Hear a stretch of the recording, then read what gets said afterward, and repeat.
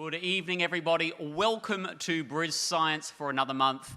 Proudly brought to you by the University of Queensland. This is Brisbane's free public lecture series on science, where we bring not just great scientists, but also great communicators, and tonight will be no exception. I'd like to start by respectfully acknowledging the traditional owners of the land on which we're meeting tonight and pay my respect to elders both past and present. I also want to acknowledge those whose ongoing efforts to promote and protect Aboriginal and Torres Strait Islander culture will leave a lasting legacy for future elders and leaders. I am your host, MC for tonight, Joel Gilmore, and we are of course here at the fantastic Edge as part of the State Library of Queensland, who host lots of fantastic science, technology, cultural events, so hop on their website and check them out. We have a fantastic evening for you tonight, and we'll introduce our speaker soon. Just a couple of bits of housekeeping. First of all, if you have a mobile phone, now is your great chance to switch it to silent. But keep your internet enabled because we will be taking questions at the end over Twitter with the hashtag BrisScience. We will, of course, be also taking questions via write-in, so if you might have picked up a question sheet on your way in, write down your question at the end or during the talk, and then we'll come around, collect those, ask as many of those as we can. If your question doesn't get asked, apologies, but there will be a chance to chat to our speaker afterwards, and we have some food and drink outside that we would love you to join us at. Also tonight, very special, because our speaker tonight is appearing at the Queensland Museum later in the week, we have some lucky door prizes. And if you now check under your seat,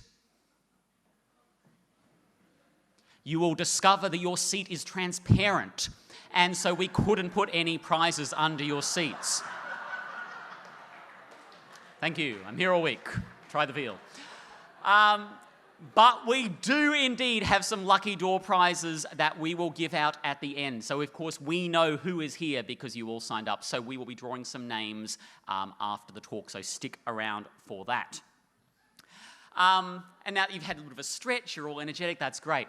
So without further ado, it's my great pleasure to introduce tonight's speaker, Dr Serena Love, who is an anthropological archaeologist. And for over 20 years, she's been working on projects in Egypt, Israel, Turkey, and Iraq, and more.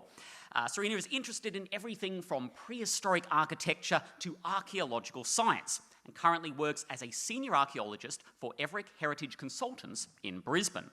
Tonight, she is talking about the how and why of mummification, be it natural or artificial, and all the gruesome details in between. So please put your hands together and join me in giving Serena a very warm welcome. Dr. Serena Love.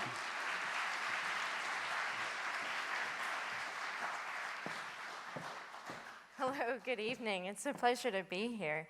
I'm going to tell you a story tonight about ancient Egyptian mummies. So Joel did mention that there are some tickets available tonight. They're actually all under the front row, so no one's actually in the front row. I want to encourage you, if you haven't done so already, that the Queensland Museum has a beautiful exhibition right now on ancient Egyptian mummies that I strongly encourage you to go. But also on Friday night, this Friday the 20th, and next month as well, I've paired with a brewer in Capalaba, and we've brewed 3 ancient Egyptian beers. So if there's any other reason, mummies and beers, and then I give a talk about ancient Egyptian brewing practices. So I know a little bit about dead people, and I know about beer, so we'll get going. So I want to start with kind of the mummification practice was a very sacred practice. It wasn't written down. It was too special to actually be recorded. And so a lot of the stuff that I'll show you this evening is actually from reconstructions and experiments. We know a lot more about animal mummies than we do about human mummies because this wasn't recorded. This was a practice that spans the entire Egyptian kingdom, so from the very earliest times all the way until the Roman conquest is when mummification practices stopped in about 30 of the current era. So, but again, it didn't get written down, so we're trying to reconstruct it as best we can, and so I'll go through some of the practices and what we know and what we think we know, and some of the newest science that we have out. But I'll start here, is why do we mummify? So for the ancient Egyptians, what was important was that the body be preserved for the next life. And it needed to look exactly the way that it did in the current life. And that was kind of the underlying ideological reason for the mummification practice. Now, there is no such thing as heaven and hell in the Egyptian ideology. You either exist or you don't exist. So that was one of the other reasons for mummification, was that you need your body in the next life, but it also needs to look just like you. So that the soul can continue to recognize it as yourself, and so that you can continue to exist in the next life. Because if you start to decay and the soul doesn't recognize the body anymore, then it'll leave. And then that separation, and then you don't exist anymore. So this was one of the other reasons why mummification had to happen, is it had to continue to your soul had to continue to recognize you as yourself. So this is some of the first kind of written record of mummification came from the historical accounts of Herodotus and Diodorus. But they never saw the practice of mummification. They merely wrote down what they were told. And so they, especially Herodotus, he found a particularly chatty embalmer, and he told him the whole story about the whole mummification process. And he liked to divulge the details about that. There's different qualities of mummification, and then you get what you pay for. So there's the royal one, which everything is the highest quality and imports and luxury items, all the way down to, well, we'll just rub some resin on your body and do what we can. So not everybody gets mummified as well. It was only available to those who could afford it. We do have a lot of cemeteries that are being found in the last 15, 20 years, kind of sometimes accidentally and sometimes deliberately, where we're actually finding the commoners and everybody else. But mummification was not available to everybody. This is definitely a upper class kind of treatment for the dead. But one of the evidence that we do have when it did get written down was for the Apis bull. And this was a sacred animal, and there was only one living at a time. And these bulls would live for about 20 years. And so because the practice wasn't common, it actually got documented. And this was in about 600 BCE that this got written down in the 26th dynasty. And this is the text that Egyptologists use to recreate the mummification practices on humans. So who the Apis bull is in the very earliest accounts, the pharaoh would often be associated with a bull for his strength and virility. And you'll often see the pharaoh standing over his enemies as a bull. And then that kind of bull iconography continued all the way through. Later on, as the Egyptian gods tend to, they morph and take on different characteristics. He also becomes associated with the god Ptah, which is outside Memphis, and so the step pyramid at Saqqara. So that's kind of his home. And that's where his burial ground is. But we know that this animal was mummified. This comes from a documentary from a couple of years ago. And this is kind of a recreation of what we think happened to the Apis bull. Now, because the animal is very large, the practices varied slightly. And one of them was that they had fluids injected, kind of corrosive fluids that would kind of melt the entrails, if you like, and that's what they didn't do to the humans. So that's one of the ways that these differ. So mummification practices, we know that they're as old as about 4,000 BCE, and sometimes a little bit earlier. Now, there's still a bit of a debate among where the practice came from and where the ideas came from. But Egypt is an arid environment, very hot, dry desert sands. And so the original idea was that, they died, and then you dug a pit, you put the body inside of it, and the heat from the sands actually dehydrated the body, and you end up with these natural mummies. But what they're finding now, several of these mummies have been exported. This guy is from Gebelin. I don't have a pointer. Okay. So the guy on the right, he's in the British Museum, and and there's a series of them, about 30 or 40 of them found from a cemetery nearby, and they're starting to study these mummies now with gas chromatography, mass spectrometry, because they're actually looking for the biomarkers. of the resins and the coatings on the body. And what they're finding is that the body is actually treated with resins. So it wasn't just a deceased body put into the ground that got dehydrated naturally, it's actually being treated. Now it does have its internal organs, so it still has its brain and its, all of its internal organs, which later mummies do not. But he is being treated. The other thing that we found out more recently was that the fibers that are attached to these bodies are actually resin soaked as well.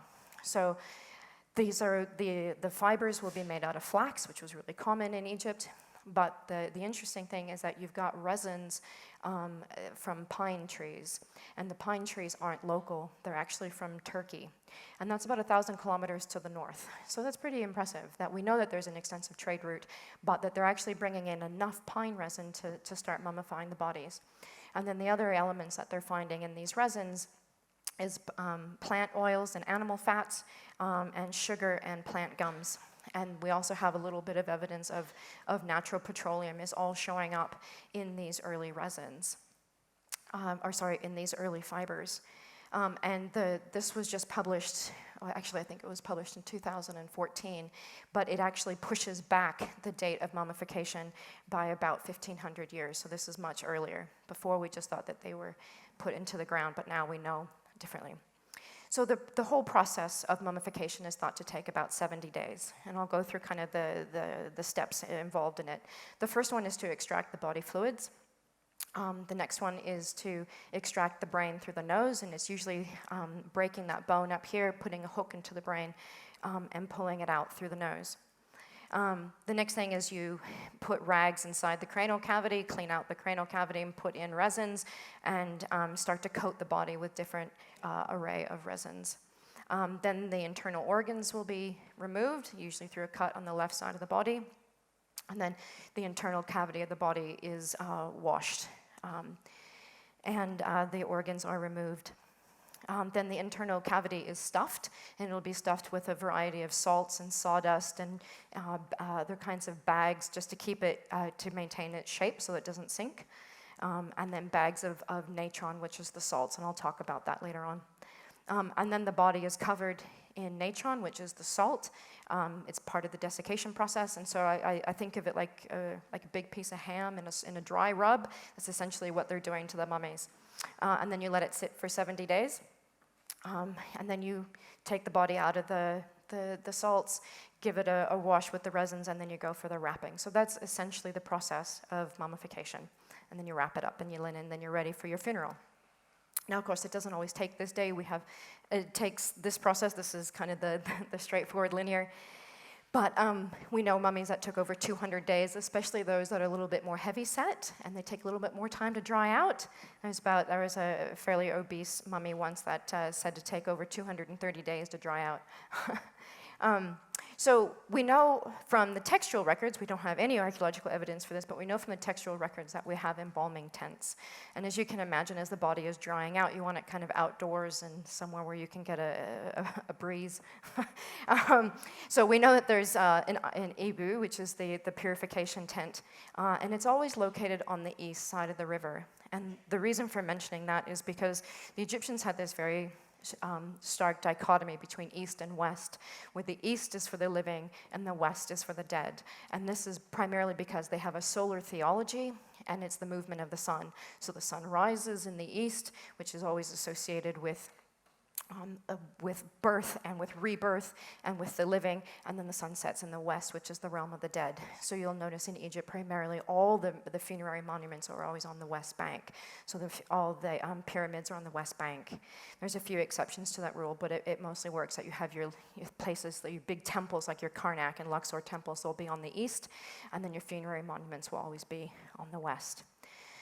So we know that this is where they will basically do all the processing of the body, and then when it's done and it's wrapped and it's ready for its funeral, it goes into its funeral bark and it makes its ceremonious journey to the west where it's ready for its funeral.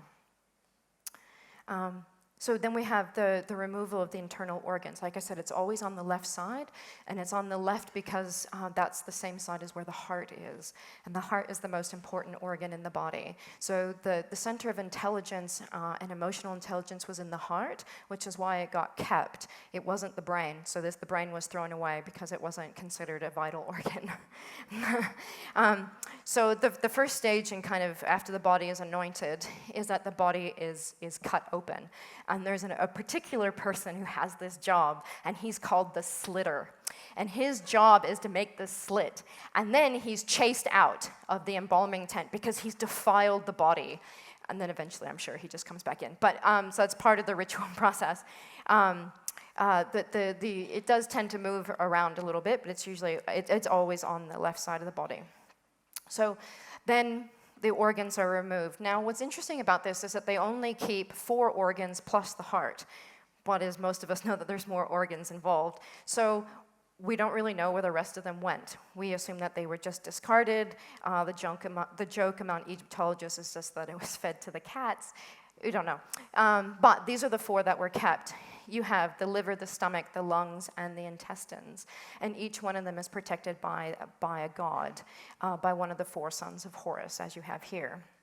And the organs would be taken out. They would be treated exactly the same. They would be dried, wrapped, coated with linen, and then put back into these jars. They don't go back inside the body. Only the heart goes back inside the body. So what's actually in the cavity is usually just filling, just to keep the shape. So then these will then magically perform their duties in the next life. So they go with you, but not in the body.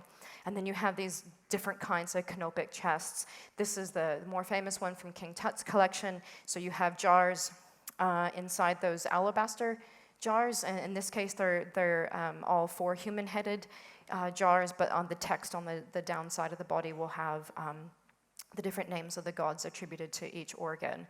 And then it's then put into a larger chest, and then it's again surrounded by 4 deities. And in this case, one of those ladies is a scorpion deity, so you just don't want to go near that chest.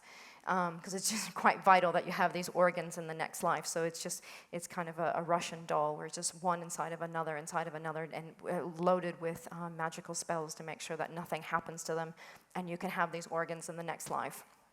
So here we have, this is some of the other archaeological evidence that we have. This is an alabaster embalming table that's outside, it's at Mitrahina in Memphis, which is again outside Saqqara. And you can see it actually has a drain for the fluids, and it's actually tilted so that the fluids can run out of the body. And then down the side of it, you'll see a lion. So this is just one giant slab of alabaster, and it's actually very, very wide. It's twice as wide as you need for a human body. And again, it's thought to be because of the salts, because if you start to pour salt on top of a body, then it would spread out, and so it needs to be quite wide.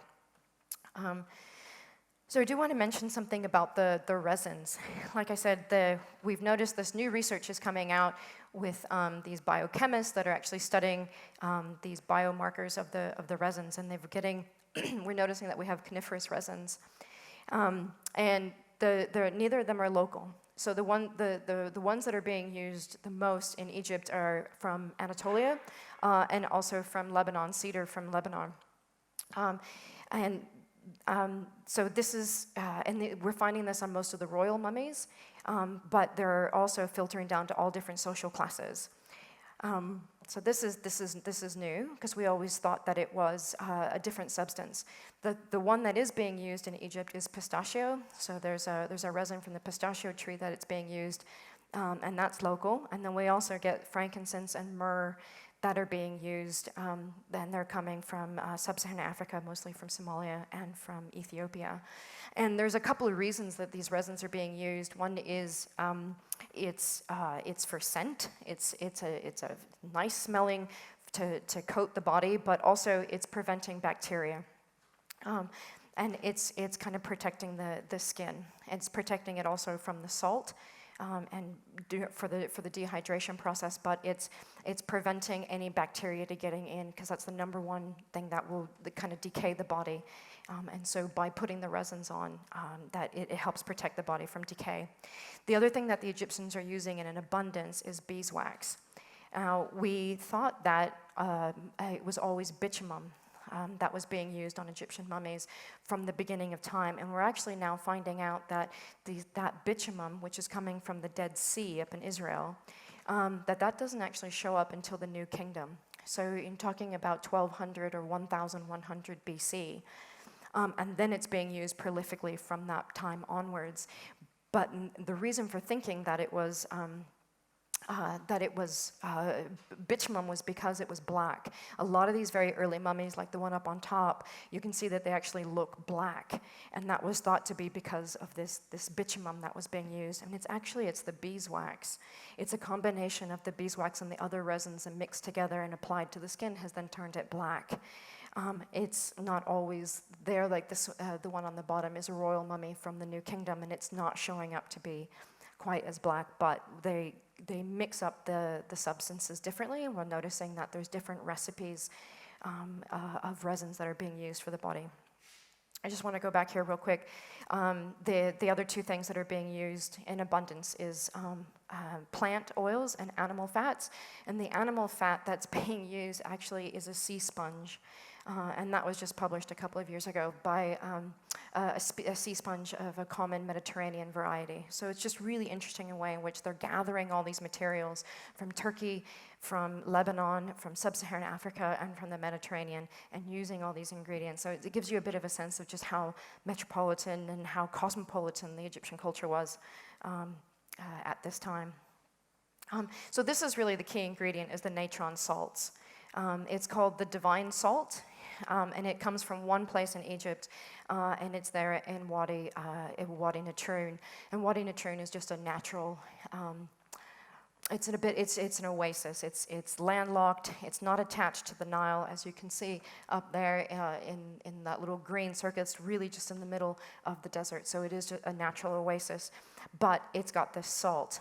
And the salt is a combination of sodium carbonate, sodium bicarbonate, sodium chloride, and sodium sulfide. And it's those ingredients that are key to dehydrating the body. And again, it's the dehydration that really preserves the body, because it's removing the water. And it's that water that you need to get rid of because, the human body is about 70% water. And it's that if removing that water then prevents further decay. So desiccating the body. So we have these big, large slabs. They're about 2 meters wide, and they have kind of slats at the bottom. And we realized that having the slats on the bottom was really useful because you can put a layer of salt down, and then it coats the back end of the body.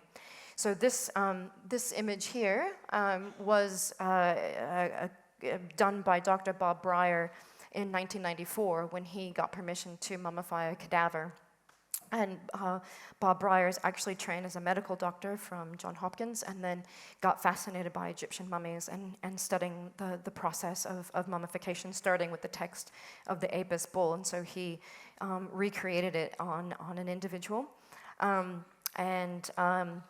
He basically produced a very perfect mummy based on these old texts. But one thing that he did find was that you need to have a good layer of salt underneath the body, because there's a lot of fatty tissues on the backside, especially the back of the legs, the buttocks, and on the back.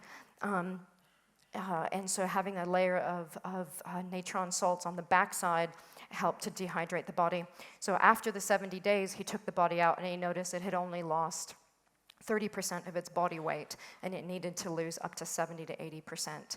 So he put it again back into the salt. But he had actually imported the salts from Egypt, and I remember hearing him lecture about this, and he talked about trying to get through JFK Airport in New York with 600 kilos of white stuff. He said, no, it's for science. But this is the really interesting one. So this will be the difference between kind of a salt rub and a salt brine. Now Herodotus recorded a salt bath, and no one actually thought that a bath meant a saltwater bath. They just assumed that it meant consuming the body in salt. But there was some some research done on some mummies that were at the Bolton Museum in the UK, and they found out that they did some x-rays of it, and they found that there were salt crystals deeply embedded into the skin. And they determined that there was no way to get salt crystals that deep into the skin just by a dry rub on the outside. So this was the work done by Stephen Buckley at York University, and he started, as us archaeologists do, experimenting with pig's feet in your backyard. He had about over 200 different buckets of pig's feet and different combinations of salt and salt water until he finally got the right combination that replicated what he saw in the ancient Egyptian mummies. And so he did something very similar to Dr. Bob Breyer, where he put an ad in a newspaper and asked for a human donation. And so he found Alan, and Alan had stage 4 cancer. He put himself forward to be mummified, and 18 months later he passed away, and here he is. And they did the exact same thing. They followed the process based on these New Kingdom mummies, and it was a success. But as you can see here, he hasn't lost his shape. So this is a slightly different way in which to mummify a body. So he turned out perfectly. He was very well preserved. He actually did lose a lot of his body weight, believe it or not, because it's a bit counterintuitive to preserve a body by soaking it in water, but it was effective. And he's now in a museum in London, and they call him Tutankhamun. But I do highly recommend watching the documentary Mummifying Alan. It did actually win a BAFTA for that. It is a fantastic documentary. So like I said, there's fatty tissue all across the body, and this can be quite tricky to actually get the body to dehydrate. So we have a few mummies that have pinpricks all across the back side of it. So kind of like when you roast a chicken and you just kind of poke it in a few places to kind of get the juices out. Yeah, so they've done the same thing to the mummies, and you see a bit of slits in the fatty tissues and behind the legs and in the back and on the bum. And then once this comes out of the salt, it again gets coated with resin, and then it gets wrapped. And this is where you can actually start to see the quality of the wrappings.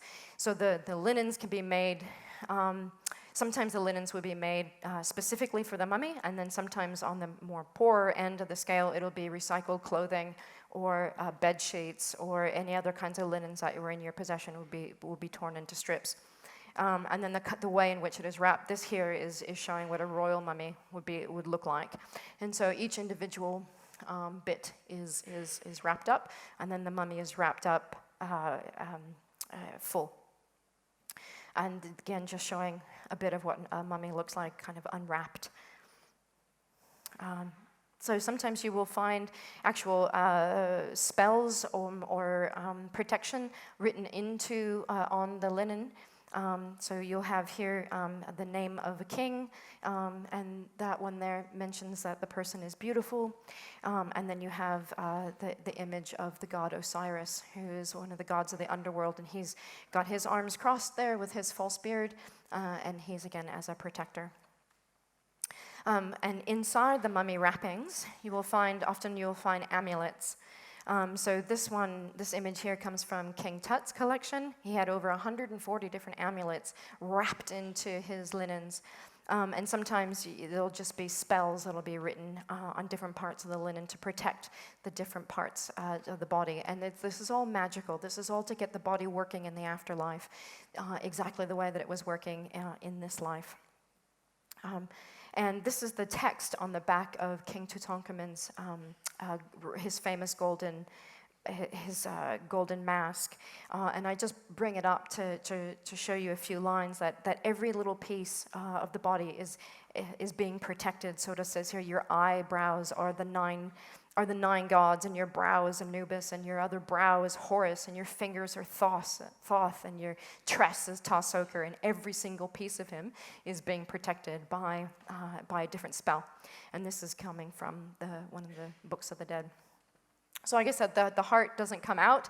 The heart gets wrapped up preserved and then gets put back in the body. It's the only organ in the body that gets put back inside. But sometimes they would, again, put a little spell on it. Particularly one favorite was spell 30 from the Book of the Dead, which when you go before judgment, it's telling your heart to be quiet and not tell your secrets. But there's different qualities to it. This big one here belongs to Tutankhamun's collection. It actually says his name. This is filled with carnelian and precious stones of lapis lazuli and turquoise. And then you get these little ones here, which would be more like amulets, and they're just made out of glass. That one's glass and that one's alabaster. So this one's my favorite because you can kind of see that the embalmers aren't always perfect. So these two individuals are different individuals. They're both priests, and you can see that the embalmers made a bit of a mistake. So one guy's got a scapula stuck in his head, and then the other guy actually has a clay bowl that must have had resin in it, and when they went to pull it off, it was stuck. So they just wrapped it up because no one's going to see it. And it wasn't until they started doing CAT scans on it later that they thought, oh, hey, you got a bowl on your head. So anyway, they're not perfect, and I just always find them amusing. So the mummy mask, this is the other aspect of mummification. And the mummy mask is a tradition that, again, goes back to 3000 and earlier. It's all the way through. And again, it's to bring the likelihood, the likeliness of you. So again, it's for your soul to recognize the body as itself. And they're obviously the elite ones and the royal ones are all made out of gold. But we also get cartonnage, and cartonnage is basically linen and plaster. And this is much more common. It's painted, and then you can put all sorts of elaborate things on it. And then sometimes you can, like that one over there is gilded gold on top of it, but at the base of it is actually a cartonnage mask.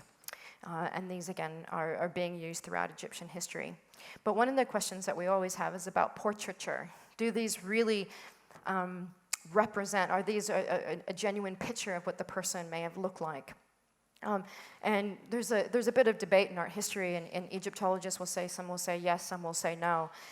Because what was important to the Egyptians wasn't that you look like reality, it's that you look perfect.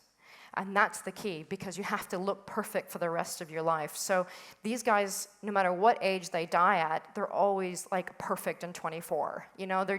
Their physique is always perfect, their face is perfect, and they don't always look perfect. All right, so this is Ramses. This is what he looks like in real life. Well, that's his mummy. That's his reconstruction. But yeah, his statues, not so much. So not really a case for portraiture. Here he's got the nice, neat little button nose, and yeah. But then in other cases, this is Ramses' grandfather, Seti, and there's his mummy, and here's some of his imagery. So maybe there is something, maybe you can make a case for portraiture, or maybe not. But then you have Tutankhamun, and he was known to have a very pronounced overbite. That's what his mummy looks like, and yet here's his imagery, and then that's one of the more recent reconstructions, forensic reconstructions of his face. So they don't really match up. But that wasn't really, for them, it wasn't really the point. The point of it was that they look perfect, and that they look healthy and fit, and so that they can continue on into the next life, just like this one. So then the mummy mask would then be put on top of the wrappings, and then it goes into a coffin, and then into another coffin, and then into a sarcophagus. I did want to mention that they do also mummify children. So these are two stillborn births of Tutankhamun's wife, Ankheseamun. And she had a 7-month-old and a 9-month-old stillborn. And they were both mummified, and look at the size of the mask. So again, it's just to have this person, this child, kind of give it a life in the afterlife. And then these coffins are then put into a sarcophagus, and the sarcophagus was always made out of stone. Again, this is mostly royal practice, and in Greek it means a flesh eater, but here it's actually to preserve the body. And of course there's these sarcophagi are loaded with spells and have magical gods all around the outside to protect them and take them through the traumas to get them through the afterlife so that they can continue on. I will talk a little bit now about animal mummies. So that's kind of as far as I'm going to go right now for human mummies. We do have a plethora of animal mummies. And it almost seems like they mummified just about any animal that they could. We've got cats and dogs, snakes, baboons, crocodiles, falcons and ibis, bulls and cows, rams and fish. And the reason for it, there's usually 4 different reasons for animal mummies. One of them is it's food. So obviously you take everything with you. In this life, you take it to the next life, so that includes your food. So you often find big pieces of meat that have been mummified and fish. But it's also your pets that get mummified and go with you. And I don't know if that happens at the time of death or not. I'd like to think not, but don't ask. I don't know. Or then there's the cult animals, and these would be specific gods. And then we have votive offerings. So these are the pets. This is a beautifully preserved dog, and the treatment of the dead animals is exactly the same for the humans. In the process, taking out the organs, anointing the body, and dehydrating it, and then he got put inside the tomb. But you can see that they actually had quite a care for their pets. You can see just here on the base that there's a little animal, a little dog under his seat, and this man here has got his dog on a leash. So they quite care, and these are quite old, from the Old and Middle Kingdoms. And then we have cult mummies, and so each different district within Egypt would have its own patron god, and each one of those gods will usually be a different animal. And so based on that animal, they would have a cult temple dedicated to that animal, and it could be anything from a ram to a crocodile to an ibis, or a snake. And you can see how much care was taken. So this crocodile actually has gold gilded teeth. All his external teeth have been wrapped with gold. Like, these were living gods.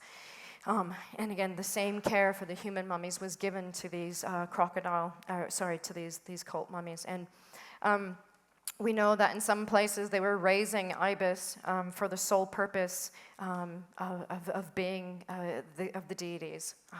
So I'll show you in a minute. And then, of course, the apis bull. So this is one of the largest animals that they mummified. This, even when it's dead, this weighs about 3 or 4 tons. And you can just get a sense of the size of the sarcophagus. There's a whole series called the Serapeum at Saqqara. And you can get a sense of how large that sarcophagus is. And it'll be 2 solid pieces of black granite. It's an absolutely massive thing. But we do have the sacred animal necropolis at Saqqara. There are several of these. And this one in particular is of an ibis gallery.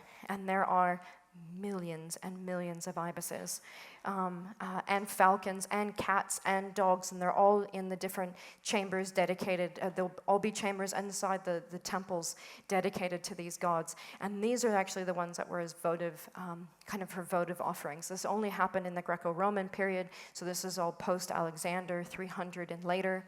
And basically, you could come in and you could buy a different kind of mummy. And again, they're scaled, so you can have the really nice one, and then you got a slightly cheaper one. And when they had them all x-rayed, they realized that the difference in price is actually, one will just have a couple of feathers and maybe a bone in it, and then other ones will actually have a whole mummy, a whole animal in it, and kind of everything in between. So there are millions of these.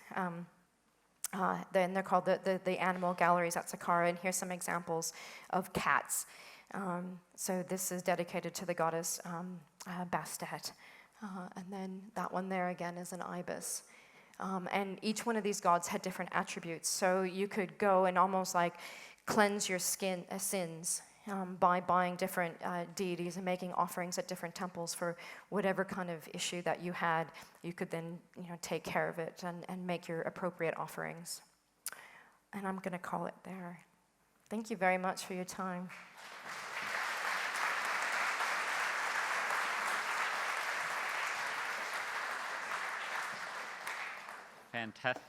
Fantastic. Thank you. So we'll give you a chance to catch your breath, perhaps grab a glass of water there. Yes. we will give you some of the goss for next month because, of course, BrisScience is back next... Oh, sorry, first I should say, if you have questions, and I'm sure you do, now is your chance to write them down, wave them around, and Julie and Don will come around and collect those now. You'll see them coming down the aisles.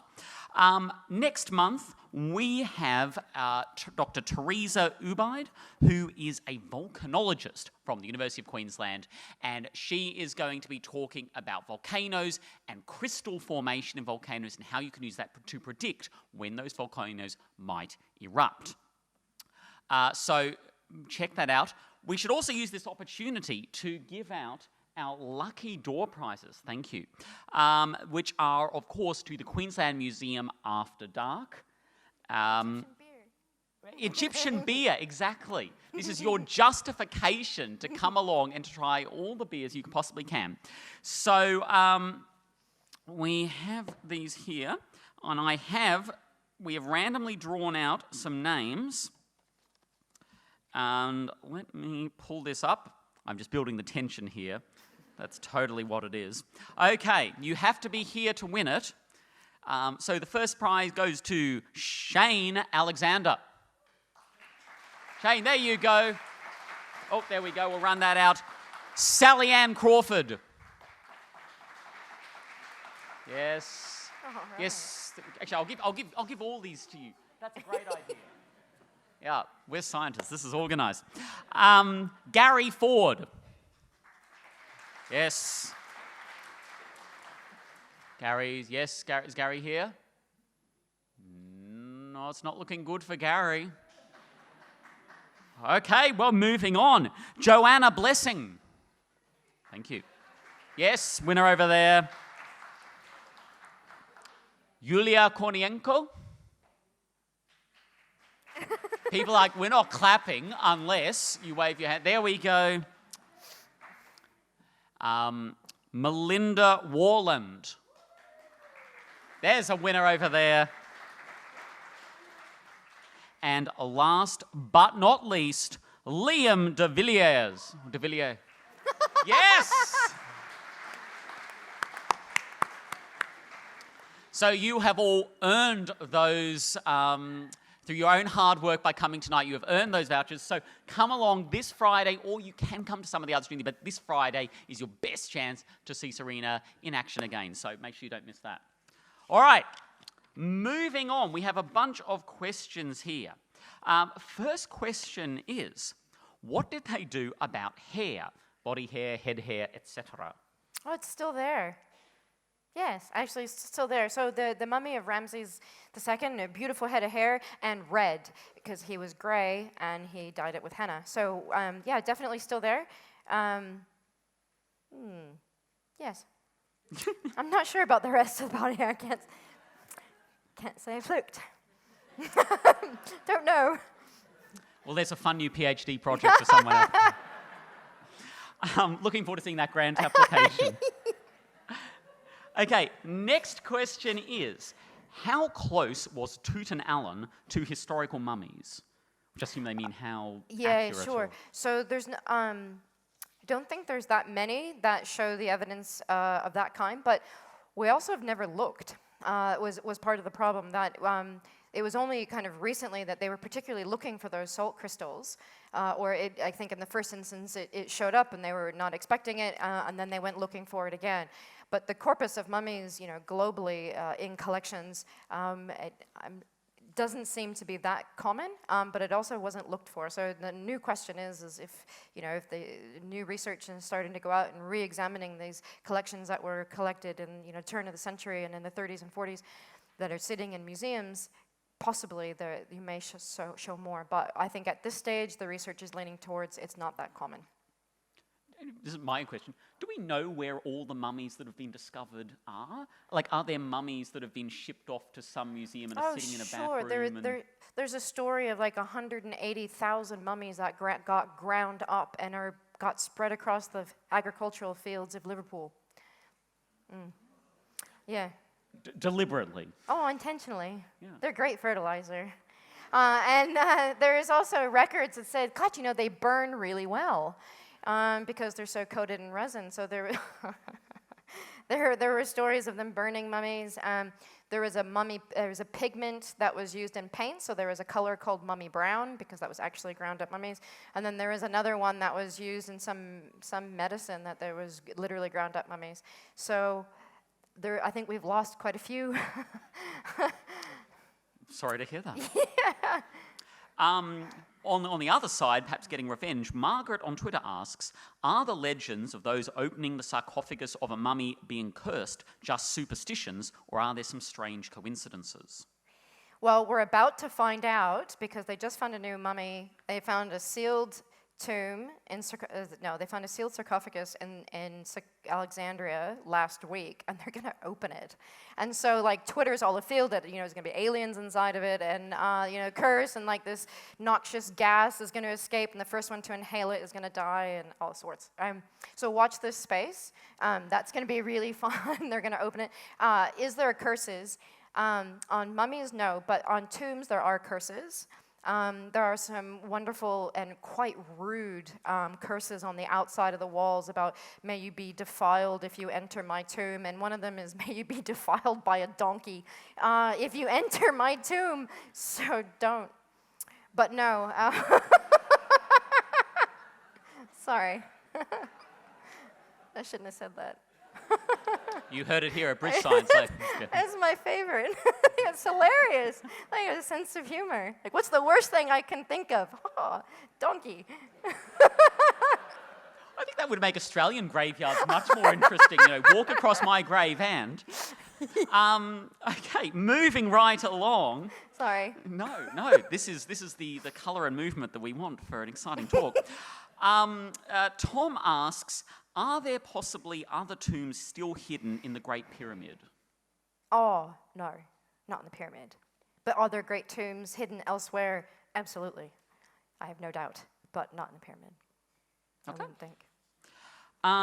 We have another question, which is, are the ingredients important in the mummification process other than to get to the desired state? As in, are there ingredients that were simply for spiritual or religious purposes? Well, that's interesting because to the Egyptians there's no difference. So everything had a religious and significant purpose. So yes, we look at it and go, oh, well, it's antimicrobial, and you're actually dehydrating the body and you're removing the water.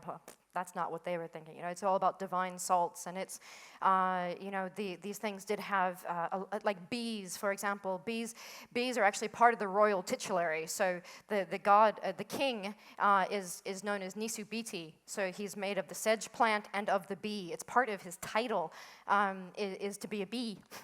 So it's this royal, royal jelly, but. The beeswax is a very was a sacred thing as well. So there was no difference between the two. So absolutely, they were very important. But there's also different qualities in what you can afford and what's luxurious and what's not. And so there's different qualities of it, which is why you get kind of differential preservation of mummies. Okay. Question. So I'm just going to quickly check Twitter again before I go there. Okay, so we have a question here. Can you give us a sneak preview on what Egyptian beer is all about? It's really good. We made 3 beers. No, I'm not, because I have a whole 20-minute lecture on it. That it's really good fun. But basically, the beer was safer to drink than water. Everybody is drinking beer. They're drinking it on a daily basis. It's green, so as in it's not fermented for very long. You make it and you drink it within 2 or 3 days. So it's not going to taste the same way as ours does. It doesn't have hops in it, which is kind of a flavor of the modern palate. This is what we expect. Hops were domesticated in China, so they definitely did not have them yet in Egypt. It comes much, much later. And they're basically just using wild yeast, fruits, and grains. So it's very similar to today's brew in that it's wheat and it's barley and it's malted and it's got sugar and it's got fruit. But it's being consumed by everybody. Not sure about children, but it is being consumed. And the pyramid builders, their daily ration was bread, beer, and onions. That's what they got every day. Okay. And they're still straight. The pyramids. Everyone goes on about its accuracy, and I was like, oh, they're drinking beer every night. There you go. Advice for budding architects and engineers out there. Actually, it does fit quite well with the engineering faculty. Okay, so the last, we're almost, I think we've done a good run with questions, but the last question is, do you find watching the Mummy movies painful? Yes. And which one, and do you prefer the old Mummy or the new one? I prefer the 1932, the original one. It's less painful to watch. There you go. Some follow-up homework for everybody at the end of the evening. 1932, the Mummy. Could you please put your hands together for Dr. Serena Love. Capture this Friday, Queensland Museum. Lucky door prizes. See you there. And we'll see you all back here next one, the BrisScience. Please join us for some food and drink outside. See you soon.